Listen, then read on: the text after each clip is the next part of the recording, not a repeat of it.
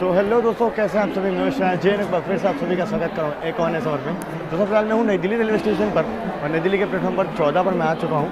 पीछे से हमारे निकल रही है दिल्ली से चलकर इस्लामपुर को जाने वाली मगध एक्सप्रेस और इसके पीछे पीछे इसी प्लेटफॉर्म पर लगेगी अपनी आज की ट्रेन, जो है ट्रेन नंबर 12418 नई दिल्ली प्रयागराज एक्सप्रेस में। आज हम लोग उसके 2 टायर में ट्रैवल करने वाले। और सबसे बड़ी बात कि मेरी सीट कंफर्म नहीं हुई है। आज मेरा जो सफ़र है AC 2 टायर में होने वाला है और मेरा सफ़र RAC में होने वाला है।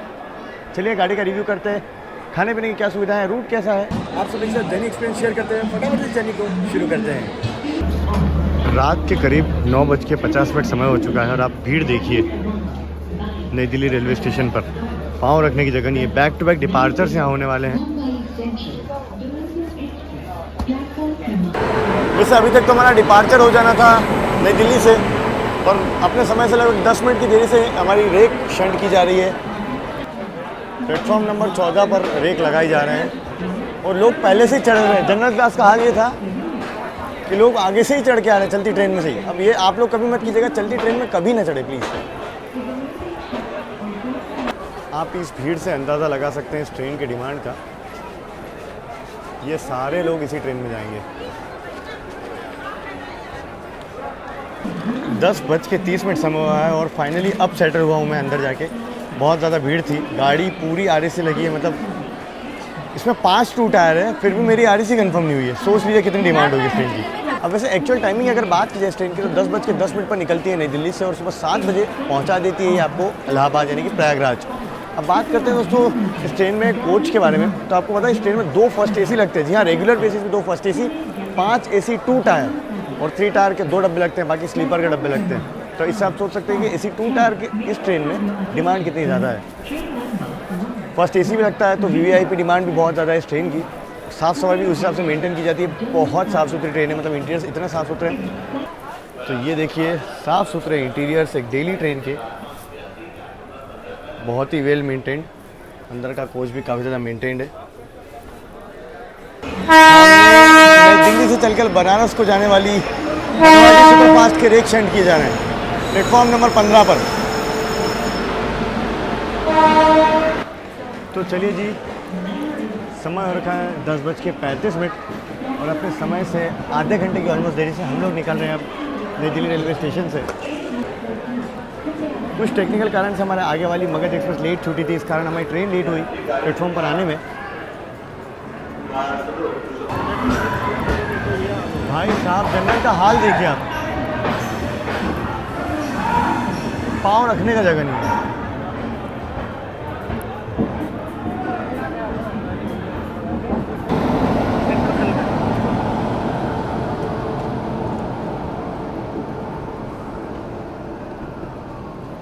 चलिए नई दिल्ली से तो निकल चुके हैं और अपनी सीटें सबके सब RAC में है बिल्कुल। सत्या भाई, संदीप भाई भी साथ में ट्रैवल कर रहे हैं, पर सीटें जो है ना RAC में, तो सब बैठे बैठे काटेंगे पूरा सफ़र। कॉफ़ी ले लीजिए मैंने नई दिल्ली से ही। अच्छा, आप सभी को एक बात बता दूं, ट्रेन के 4 ही हॉल्ट होने वाले हैं, तो ज़्यादा मतलब ऑलमोस्ट रात ही में निकलने वाला है पूरा सफ़र। फिर भी खाने पीने की ज़रूरत तो नहीं पड़ेगी, पर पानी बॉटल वगैरह की ज़रूरत तो पड़ेगी। तो आप लोग नई दिल्ली से ले लीजिए क्योंकि ट्रेन में पेंट्री कार तो है नहीं। हाँ, एक और चीज़ है, डिनर आपको ट्रेन में देखने को मिल जाएगा। जब ट्रेन चलती है नई दिल्ली से अभी, तो अभी पूछने के लिए आए थे आपको डिनर वगैरह चाहिए। आई थिंक ऑनबोर्ड जो साइड पेंट्री या फिर जो ऑनबोर्ड केटरिंग है उन्हीं की तरफ से होगा। तो पानी बॉटल वगैरह दिखता नज़र नहीं आ रहा है, चाय कॉफ़ी वगैरह कुछ भी नहीं मिल रही, तो वो आप नई दिल्ली से ले लेना है। तो आप नई दिल्ली से ले लें तो ही बेहतर है।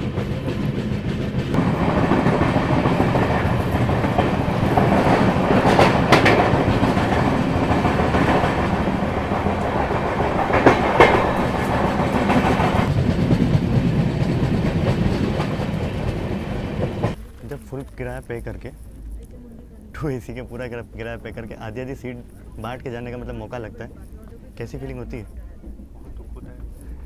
पूरा के पूरा किराया भरे हैं और ना तो चैन से सो पाएंगे ना चैन से बैठ पाएंगे। बहुत दुख होता है। मेरे को 25% वापस दे दो यार। ऐसा मतलब सोचना है कि शायद है कि इस पर कुछ इम्प्लीमेंट करना चाहिए। मतलब अगर बंदा आधी सीट लेके जा रहा है, एक तो 2 AC का पूरा कितना 1400-1500 रुपये फेयर होता है, कुछ परसेंट अगर RAC रह गया तो वो वापस कर देना चाहिए। 25% एटलीस्ट 25%। अब मैं कुछ ये मेरा कहना है, मेरा कहना है ये। सही बात है, मतलब दुख तो होता है, तो उस दुख को थोड़ा सा कुछ।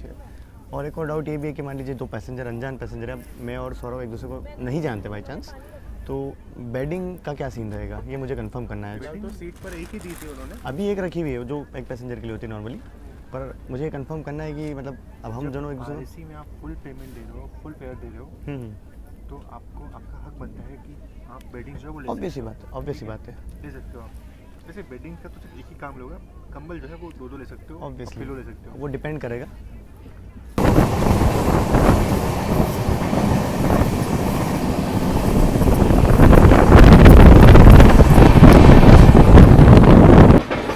इधर हमारा अराइवल हो रहा है गाजियाबाद रेलवे स्टेशन पर और पैरेलली हमारे साथ एंटर कर रही है रानीखेत एक्सप्रेस का लिंक वाला हिस्सा। आई थिंक रानीखेत एक्सप्रेस ही है।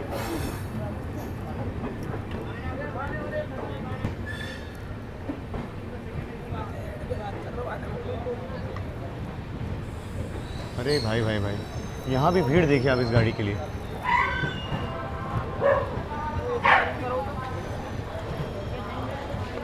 रात के 11:12 समय हो चुका है। हम लोग पहुँच चुके हैं गाज़ियाबाद रेलवे स्टेशन। ये अपना पहला हॉल्ट है ऑफिशियल नई दिल्ली से निकलने के बाद। वैसे इंटायर जर्नी में हमारी ट्रेन सिर्फ 4 ही हॉल्ट लेने वाली है। एक गाज़ियाबाद, दूसरा आपका अलीगढ़, तीसरा कानपुर और चौथा आपका फतेहपुर।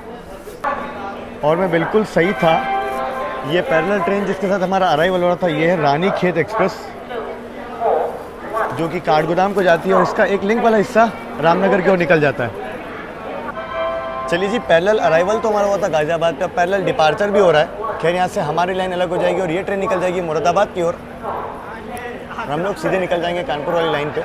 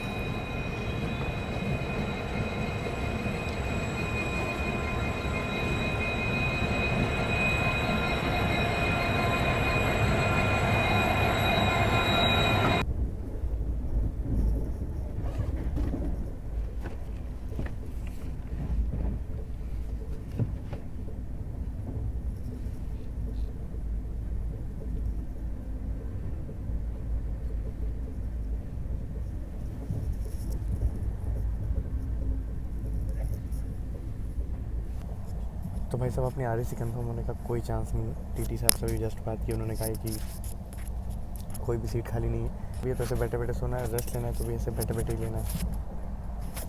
चलिए, अब कुछ देर में हमारी ट्रेन जो है अलीगढ़ पहुंचने वाली है और अपनी ट्रेन की स्पीड ना एकदम ताबड़तोड़ है। 130 किलोमीटर प्रति घंटा की रफ्तार से मेरी ट्रेन चल रही है और एकदम उसी स्पीड से लगातार चली जा रही है। मुझे लग रहा है हम लोग ऑन टाइम पहुँच जाएंगे।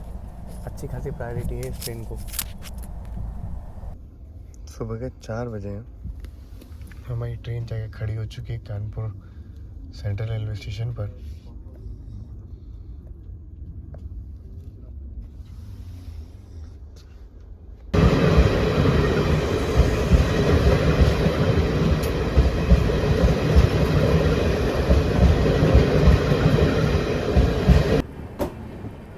फाइनली हम लोग पहुंच चुके हैं प्रयागराज आउटर पर।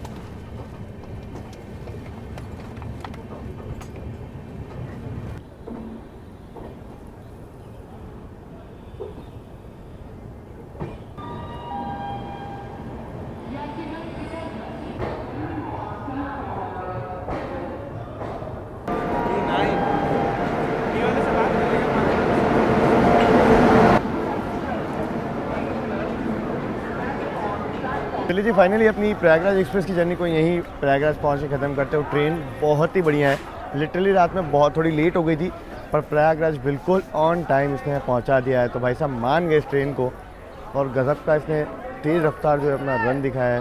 और हाँ, एक और चीज़ है, मेरा सफ़र प्रयागराज एक्सप्रेस में ख़त्म हो रहा है, पर मुझे जाना बनारस था, तो उसके पीछे पीछे आ रही गाड़ी जो हमारे साथ पैरेलली शंट हो रही थी बनारस नई दिल्ली बनारस एक्सप्रेस से आज अपना सफ़र में कंटिन्यू करूँगा बनारस तक का। बाकी बहुत ज़्यादा भीड़ है इस ट्रेन में भी। जस्ट नई दिल्ली भी तब तो जनरल वगैरह सब जगह भीड़ थी, पर आज स्लीपर में भी पाँव रखने की जगह नहीं है। फिलहाल चलिए, इस ब्लॉग में इतना ही रखते हैं। आई होप आप सभी को जर्नी पसंद आई होगी। अगर पसंद तो लाइक, शेयर और सब्सक्राइब करना भूलें। शायद जैन को मिलते रहेंगे और ट्रैवल वीडियो में। तब तक आप लोग अपना ख्याल रखिए। This is channel signing off from Prayagraj.